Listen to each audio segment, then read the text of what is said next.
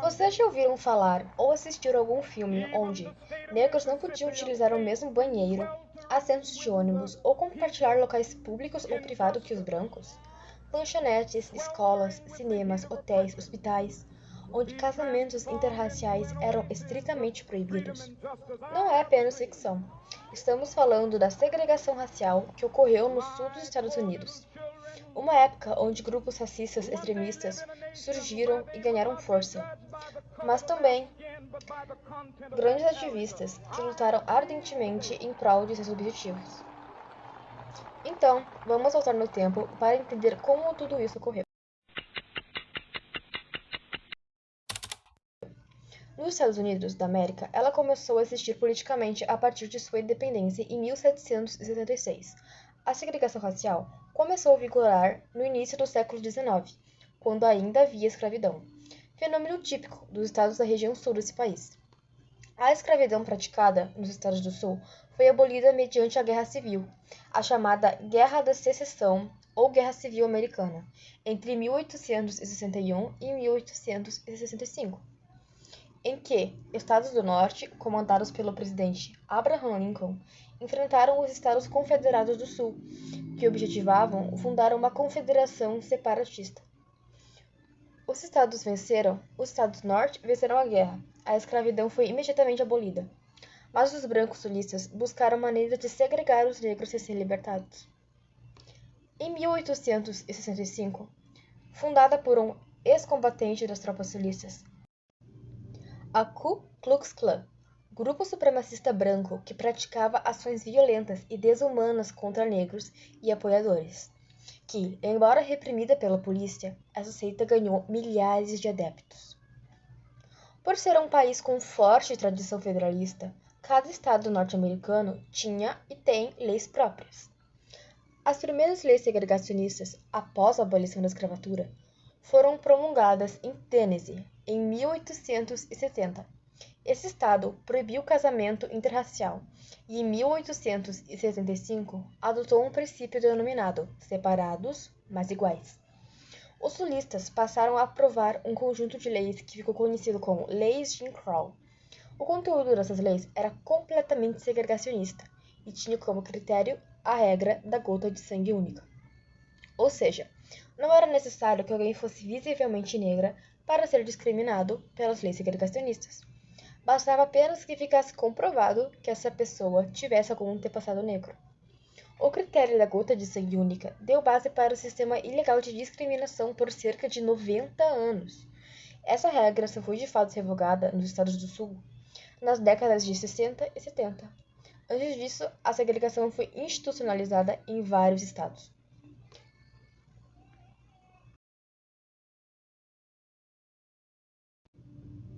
Essa mulher da foto é Rosa Parks, uma afro-americana que foi presa ao se recusar a ceder o seu assento de ônibus a um passageiro branco, em Montgomery, no Alabama, em 1955.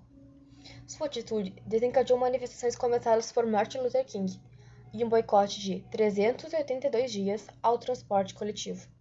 O boicote mostrou-se bastante efetivo, a ponto de o sistema municipal de transporte ficar seriamente comprometido financeiramente. Em vez de andar de ônibus, os participantes do boicote organizaram um sistema de carona solidária, com os donos de carro oferecendo seus veículos ou a si próprios para levar pessoas a vários destinos. As pessoas também começaram a optar por diversos métodos de transporte, como bicicletas, ou montavam em mulas ou cavalos, e até preferiam ir a pé aos locais ao se submeter a leis de Jim Crow. Em 1956, um ano depois, a Suprema Corte norte-americana decidiu pela ilegalidade da segregação racial em locais públicos, uma vitória ao movimento negro. Esse tema foi enfrentado por movimentos reivindicatórios dos direitos civis para os negros por meio de marchas, boicotes, ações judiciais e até mesmo ações violentas. Havia um movimento da desobediência civil, cujo principal líder foi o pastor Martin Luther King Jr. Também havia um movimento adepto à luta armada, formado por negros muçulmanos liderados por Malcolm X, os chamados Panteras Negras. O O princípio separado mais iguais só foi abolido pela Suprema Corte norte-americana nas décadas de 50 e 60. Em 1964, Martin Luther King Jr. foi premiado com o Prêmio Nobel da Paz por suas ações pacifistas na luta contra o racismo. Também nesse ano foi promulgada a Lei dos Direitos Civis, que baniu todas as formas de segregação racial. E no ano seguinte, em 1965, os negros sulistas finalmente conquistaram o direito ao voto. E essa luta continua até hoje. Por isso, sempre será preciso relembrar que o racismo mata, elimina e dissemina o ódio. Ninguém nasce odiando as pessoas por questões étnicas, religiosas, de nacionalidade ou de gênero. O ódio se aprende. A criança reproduz o racismo dos pais, dos irmãos, colegas e enfim. Nelson Mandela disse: para odiar as pessoas é preciso aprender. E se aprende a odiar, podem ser ensinadas a amar.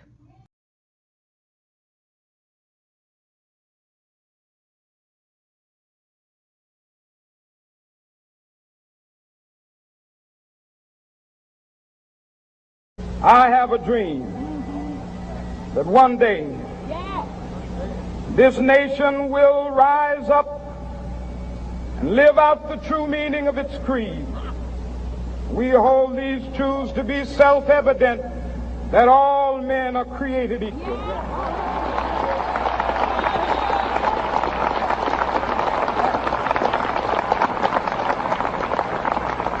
I have a dream that one day on the red hills of Georgia, the sons of former slaves and the sons of former slave owners will be able to sit down together at the table of brotherhood. I have a dream that one day even the state of Mississippi, a state sweltering with the heat of injustice, sweltering with the heat of oppression, will be transformed into an oasis of freedom and justice. I have a dream that my 4 little children will one day live in a nation where they will not be judged by the color of their skin, but by the content of their character. I have a dream today.